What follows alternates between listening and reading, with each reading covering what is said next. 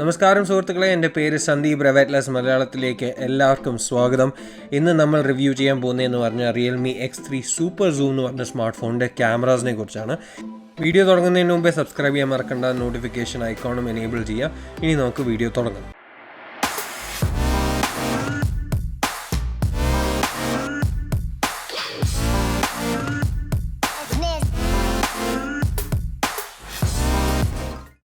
X3 super സൂമിൽ നമുക്ക് കിട്ടുന്നതെന്ന് പറഞ്ഞ ഒരു ക്വാഡ് ക്യാമറ സെറ്റപ്പാണ്. പ്രൈമറി ക്യാമറ എന്ന് പറഞ്ഞ ഒരു 64 MP f1.8 ക്യാമറയാണ്. 1x1.72 ഇഞ്ച് സെൻസർ സൈസും ഉണ്ട്, 0.8 മൈക്രോൺ പിക്സൽ സൈസും ഉണ്ട്. അതല്ലാതെ നമുക്കൊരു 2 MP മാക്രോ സെൻസറും ഒരു 8 MP അൾട്രാ വൈഡ് ആംഗിൾ ക്യാമറയും കിട്ടുന്നുണ്ട്, f2.3 അപ്പർച്ചർ. പക്ഷേ മെയിൻ ഹൈലൈറ്റ് എന്ന് പറയുന്നത് ഇതിൻ്റെ ടെലിഫോട്ടോ പെരിസ്കോപ്പ് ക്യാമറയാണ്.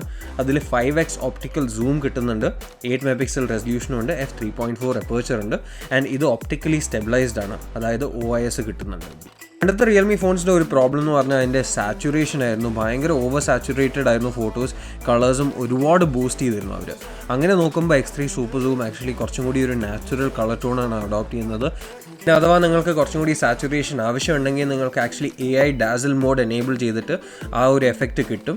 പക്ഷേ ഞാൻ പേഴ്സണലി പ്രിഫർ ചെയ്യുന്നതെന്ന് പറഞ്ഞാൽ നാച്ചുറൽ ലൈക്ക് ഫോട്ടോസ് എടുത്തിട്ട് പിന്നെ നമുക്ക് വേണമെങ്കിൽ സാച്ചുറേഷൻ കൂട്ടാം എന്നുള്ള ഒരു ഓപ്ഷനാണ് എനിക്ക് പേഴ്സണലി പ്രിഫർ ചെയ്യുന്നത്. നോർമലി സാച്ചുറേഷൻ കുറവാണെങ്കിൽ പോലും ചില റെയർ സിനാറിയോസിൽ നമ്മൾ കാണുന്നതെന്ന് പറഞ്ഞാൽ പണ്ടത്തെ പോലത്തെ കുറച്ച് ഹയർ സാച്ചുറേഷൻ കാണുന്നുണ്ട്, സാധാരണ കാണുന്നതിനേക്കാൾ കൂടുതൽ സാച്ചുറേഷൻ. ഷാർപ്നെസ്സും ഡീറ്റെയിലിനെ കുറിച്ച് പറയുകയാണെങ്കിൽ ആക്ച്വലി നല്ല ഷാർപ്നെസ് ആണ്, ഡീറ്റെയിലും ഉണ്ട്. ഒരു 64 MP സെൻസറിന് നമ്മൾ എക്സ്പെക്ട് ചെയ്യുന്നത് തന്നെ കിട്ടുന്നുണ്ട്. നമുക്ക് തോന്നുന്നു കുറച്ചും കൂടി ട്വീക്കിംഗ് ചെയ്ത് കഴിഞ്ഞാൽ ബെറ്റർ റിസൾട്ട്സ് കിട്ടും.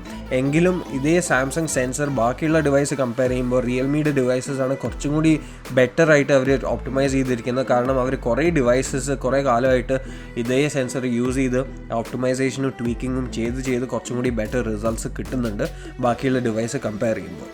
ഡിഫോൾട്ടായിട്ട് ഇത് 16 MP റെസൊല്യൂഷനിലാണ് ഷൂട്ട് ചെയ്യുന്നത്. പക്ഷേ വേണമെങ്കിൽ നമുക്ക് 64 MP ഷൂട്ട് ചെയ്യാം. പക്ഷേ ഇതിന് വലിയ ബെനിഫിറ്റ് ഒന്നും കാണുന്നില്ല. File size actually 3 times larger ആണ്. അത് മാത്രമല്ല ഷാർപ്നെസ് മോറലെസ് സെയിം ആണ്, ചില ഇൻസ്റ്റൻസിൽ വേഴ്സ് ആണ്.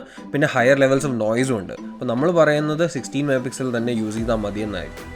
നമ്മൾ X50 പ്രോവിൻ്റെ ക്യാമറ റിവ്യൂ ചെയ്തപ്പോൾ പറഞ്ഞൊരു കാര്യം എന്ന് പറഞ്ഞാൽ അതിൻ്റെ ടെലിഫോട്ടോവും റെഗുലർ ക്യാമറയും തമ്മിൽ കളർ സയൻസ് വളരെ സിമിലർ ആണ്. പക്ഷേ അൾട്രാ വൈഡ് ആംഗിൾ ക്യാമറ കുറച്ച് സാച്ചുറേഷൻ കൂടുതലാണ്, കുറച്ച് ഇൻകൺസിസ്റ്റൻ്റ് ആയിട്ട് തോന്നി. പക്ഷേ അങ്ങനെ നോക്കുമ്പോൾ ഈ X3 സൂപ്പർ സൂം എല്ലാ 3 ക്യാമറയിലും നോക്കുമ്പോൾ കളർ സയൻസ് വളരെ സിമിലർ ആയിട്ട് വെച്ചിട്ടുണ്ട്. ആൻഡ് അപൂർവം ചില ഇൻസ്റ്റൻസിൽ മാത്രമേ ഉള്ളൂ ആ ഒരു ഡിഫറൻസ് കാണുന്നത്, അല്ലെങ്കിൽ വളരെ നന്നായിട്ട് അവർ ട്യൂൺ ചെയ്ത് വെച്ചിട്ടുണ്ട്. ഫുള്ളൈറ്റ് പെർഫോമൻസിനെ കുറിച്ച് സംസാരിക്കുകയാണെങ്കിൽ ഇതിൻ്റെ പെർഫോമൻസ് ഡീസൻ്റ് ആണ്, പക്ഷേ എങ്കിലും ഫ്ലാഗ്ഷിപ്പ് ഗ്രേഡാണെന്ന് പറയാൻ പറ്റില്ല. ഓവറോൾ ഡീസൻറ്റ് പെർഫോമൻസ് ആണ്. നൈറ്റ് മോഡ് യൂസ് ചെയ്താൽ എസ്പെഷ്യലി നമുക്ക് ബെനിഫിറ്റ് കിട്ടുന്നതെന്ന് പറഞ്ഞാൽ ബെറ്റർ എക്സ്പോസ് ഫ്രെയിം ഉണ്ട്, ലെസർ നോയ്സ് ഉണ്ട്, ഹയർ ഷാർപ്നെസ് ആൻഡ് ഡീറ്റെയിലും ഉണ്ട്, കുറച്ചൊരു ക്ലാരിറ്റിയും ആഡ് ചെയ്തിട്ടുണ്ട്. നൈറ്റ് മോഡിൽ അതല്ലാതെ ഒരു ട്രൈപോഡ് മോഡും കൂടിയുണ്ട്. ബേസിക്കലി അപ്പർ ലെഫ്റ്റ് കോർണറിൽ ട്രൈപോഡ് മോഡ് എനേബിൾ ചെയ്ത് കഴിഞ്ഞാൽ എന്താ പറ്റുന്നതെന്ന് പറഞ്ഞാൽ ലോങ്ങർ ഷട്ടർ സ്പീഡ് എടുക്കും, ലോവർ ISO ലെവലും എടുക്കും. അത് കാരണം നമുക്ക് ബെറ്റർ റിസൾട്ട്സും കിട്ടും. പക്ഷേ ഇത് യൂസ് ചെയ്യാൻ വേണ്ടിയിട്ട് നമ്മുടെ കയ്യിൽ ഒരു ട്രൈപോഡോ അല്ലെങ്കിൽ ഒരു സ്റ്റേബിൾ സർഫസിൽ ഫോൺ ബാലൻസ് ചെയ്ത് വെക്കണം, അല്ലെങ്കിൽ ഷേക്സ് എന്തായാലും കാണും. വേറൊരു ഫീച്ചർ റിയൽമി കുറേ സംസാരിക്കുന്നതെന്ന് പറഞ്ഞാൽ സ്റ്റാറി നൈറ്റ് മോഡ് എന്ന് പറഞ്ഞൊരു ഫീച്ചറാണ്. അപ്പോൾ നമ്മുടെ രാത്രിയിലുള്ള നക്ഷത്രങ്ങൾ ക്യാപ്ചർ ചെയ്യാനുള്ള ഒരു സ്പെഷ്യൽ മോഡാണിത്. പക്ഷേ അൺഫോർച്ചുനേറ്റ്ലി എനിക്ക് ഇത് ടെസ്റ്റ് ചെയ്യാനായിട്ടുള്ള ഒരു കണ്ടീഷൻ കിട്ടിയില്ല. ബാംഗ്ലൂരിൽ കുറേ ദിവസമായിട്ട് മഴ ഉണ്ടായിരുന്ന സമയമാണ്, അപ്പോൾ ഒരുപാട് ക്ലൗഡ്സ് ഉണ്ടായിരുന്നു. നമുക്കൊരു ക്ലിയർ സ്കൈ തന്നെ വേണം ഇത് പ്രോപ്പർലി ടെസ്റ്റ് ചെയ്യാനായിട്ട്. ആൻഡ് നമ്മൾ റിസൾട്ട്സ് നോക്കിയപ്പോൾ ആക്ച്വലി സാധാ നൈറ്റ് മോഡിനേക്കാൾ ബെറ്ററാണ് ഓവറോൾ കളർ ആക്യുറസിയും എക്സ്പോജറും ഡീറ്റെയിലും ഒക്കെ നോക്കിക്കഴിഞ്ഞാൽ. പക്ഷേ എങ്കിലും പ്രോപ്പർ സിറ്റുവേഷൻ കിട്ടാത്തതുകൊണ്ട് നമുക്ക് ടെസ്റ്റ് ചെയ്യാൻ പറ്റിയില്ല. പക്ഷെ എന്തായാലും നമ്മൾ സൂൺ അത് ടെസ്റ്റ് ചെയ്യുന്നതായിരിക്കും, വേറൊരു വീഡിയോ അതിനെക്കുറിച്ച് ഇടുന്നതായിരിക്കും. ഈ നൈറ്റ് മോഡ് ആക്ച്വലി നമുക്ക് ഡേ ലൈറ്റ് സിറ്റുവേഷൻസിലും യൂസ് ചെയ്യാം, പെർട്ടിക്കുലർലി ഡൈനാമിക് റേഞ്ച് ഇൻക്രീസ് ചെയ്യാം. ഇത് റെഗുലർ ക്യാമറയിലും ഹെൽപ്പ് ചെയ്യും. പക്ഷേ മെയിനായിട്ട് ഡിഫറൻസ് കാണുന്നതെന്ന് പറഞ്ഞാൽ അൾട്രാ വൈഡ് ആംഗിൾ ക്യാമറയിലാണ്. എസ്പെഷ്യലി നമ്മുടെ ഹൈലൈറ്റ്സ് വളരെ ബ്ലോൺ ഔട്ട് ആയിട്ട് നമ്മളൊരു ഷാഡോ റീജിയൻ ക്യാപ്ചർ ചെയ്യുമ്പോൾ നല്ലൊരു ഡിഫറൻസ് കാണുന്നുണ്ട്. അപ്പോൾ നൈറ്റ് മോഡ് യൂസ് ചെയ്താൽ അവിടെ ഒരു ബെനിഫിറ്റ് നമുക്ക് എന്തായാലും കാണാൻ പറ്റും. അൾട്രാ വൈഡ് ആംഗിൾ ക്യാമറ വെച്ചിട്ട് നല്ലൊരു ഡ്രമാറ്റിക് ഫീൽഡ് വ്യൂ കിട്ടും. പക്ഷേ ഇഷ്യൂ എന്ന് പറഞ്ഞാൽ മെയിൻ ക്യാമറേൻ്റെ അത്രയും ഷാർപ്നെസ്സും ഡീറ്റെയിലിങ്ങും ഇല്ല. അതും പിന്നെയും കുഴപ്പമില്ല. പക്ഷേ സ്ലൈറ്റ് ഒരു ഡിഫറൻസ് വരുന്നുണ്ട്, കോൺട്രാസ്റ്റ് ആയാലും സാച്ചുറേഷൻ ആയാലും.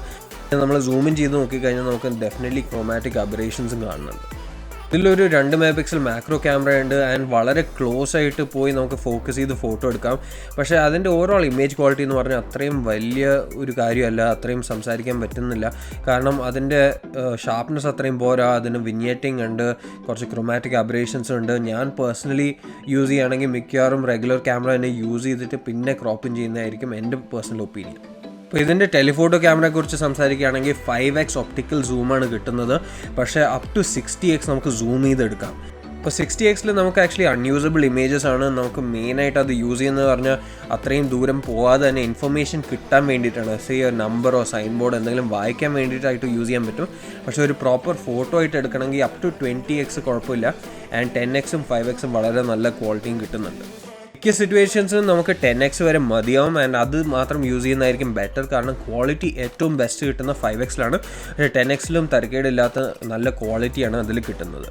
നമുക്ക് ക്വിക്ക് ടോഗിൾസ് കിട്ടുന്നത് 2x, 5x, 10x. അത് കഴിഞ്ഞ് നമ്മൾ പിൻസ് ടു സൂമാണ് ചെയ്യേണ്ടത്. പിന്നെ സൂം സ്ലൈഡറും കിട്ടും. പക്ഷേ 2x പറയുന്ന മോഡ് എന്ന് പറഞ്ഞാൽ ബേസിക്കലി റെഗുലർ മോഡിൻ്റെ ഒരു ക്രോപ്പാണ് കിട്ടുന്നത്. ഇതിന് ഒപ്റ്റിക്കൽ ഇമേജ് സ്റ്റെബിലൈസേഷനും ഉണ്ട് ആൻഡ് വളരെ സ്റ്റേബിളാണ്.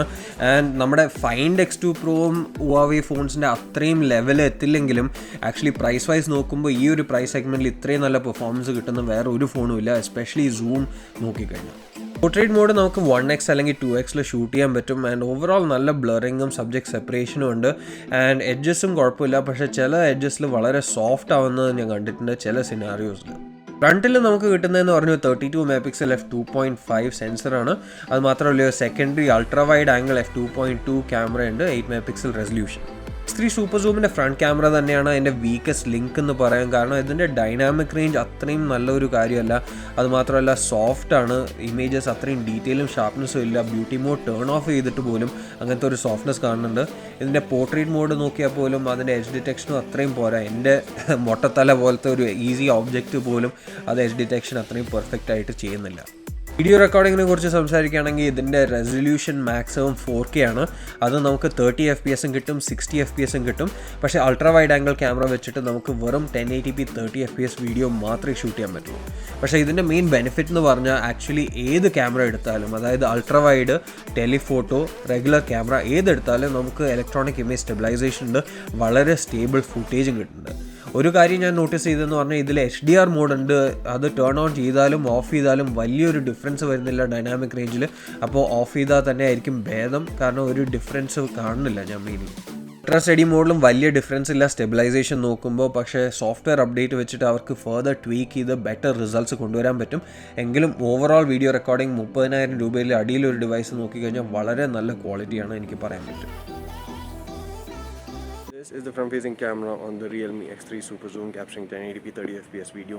Let me know what you guys think about the overall sharpness, dynamic range, how well is picking my voice in this scenario, and the stabilization as well. This is the front-facing camera, ultra wide angle camera on the Realme X3 Super Zoom capturing video. Let me know what you guys think about the overall sharpness, stabilization, how well is picking my voice in this scenario, and the overall dynamic range as well.